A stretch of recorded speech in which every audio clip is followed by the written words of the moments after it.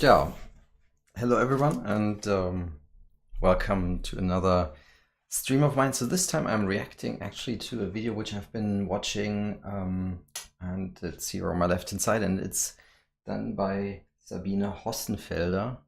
I think her name is pronounced differently, but she's a PhD and on physics, if I recall that right, and she has done a really good video. I recommend watching it on the topic of whether nuclear power is green. And she does more than that. She is explaining the different costs for different energy types, the death count per terawatt hour to compare the different ways to produce nuclear or power in total, and also the economics behind it. And what is interesting when she does these things is that, in short, apparently nuclear power has far less death casualties than almost any other energy source. In particular, coal is very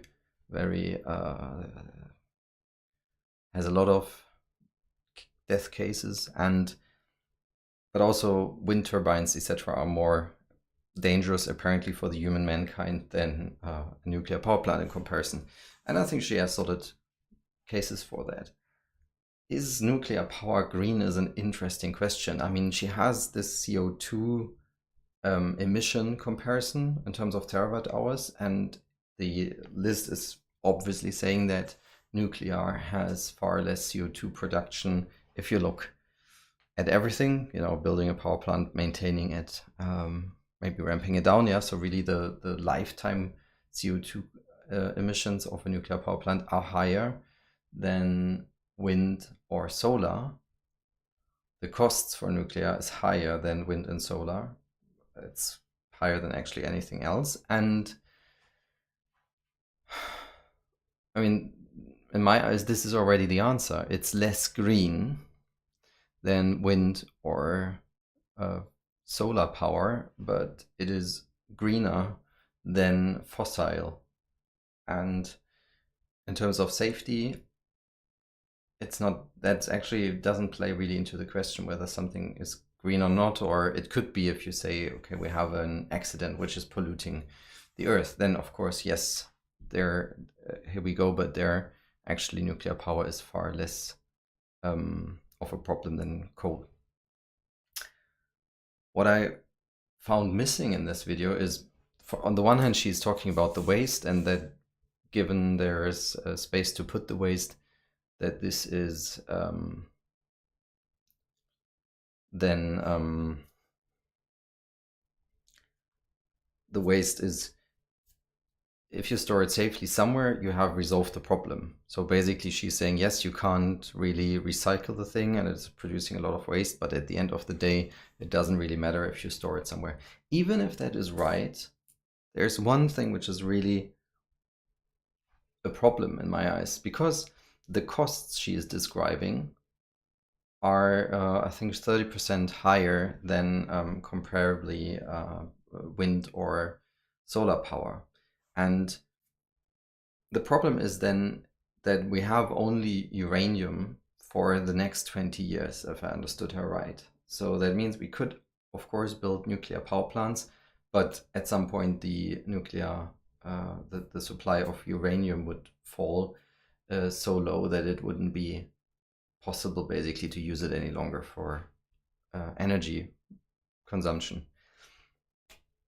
And even though it can because it can, of course, nuclear power can sort of jump in and, instead of coal or gas, produce power more climate friendly over the next 20 or 30 years, and let it be 40, but the sheer cost for it are not solvable by the market. Why is that? Because if we have a choice where we can invest money on, yeah, so like let's say we have a few billion available, we can choose which technology we are building. We can either choose to build wind or solar, or we can choose to build nuclear power plants.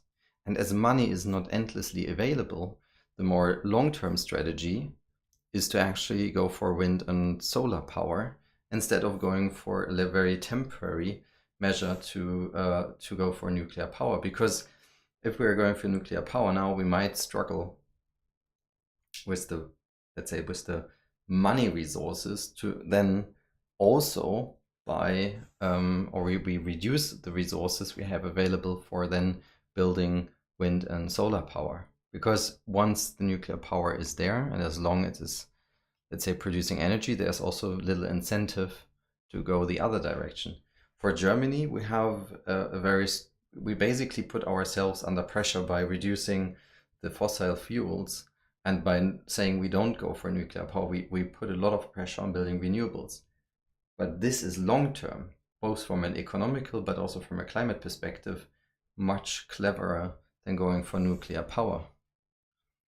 And we have seen that recently. Yeah, it's, although the companies are private mostly, which are building the power plants and producing the energy, they will be bailed out if that's required, because they're important for our whole country. So I think this is a real issue, because that basically means, similar to banks, that if you just let them do whatever they like, which maybe temporarily makes economical sense, but in the, let's say, in the lifetime of a nuclear power plant doesn't make too much sense, or the lifetime of a country doesn't make sense. It's a not good long-term strategy. We know who will be paying for this stuff at the end of the day, and that's very likely again be everyone.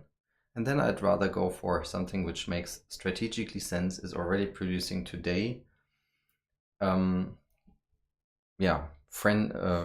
friendly as possible energy sources. And I don't share her view that putting waste somewhere is a good solution.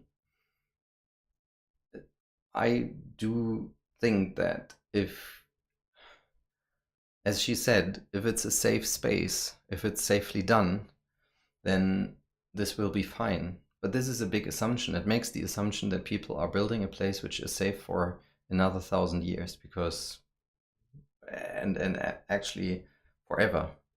I'm not sure this is going to happen. So, I don't know.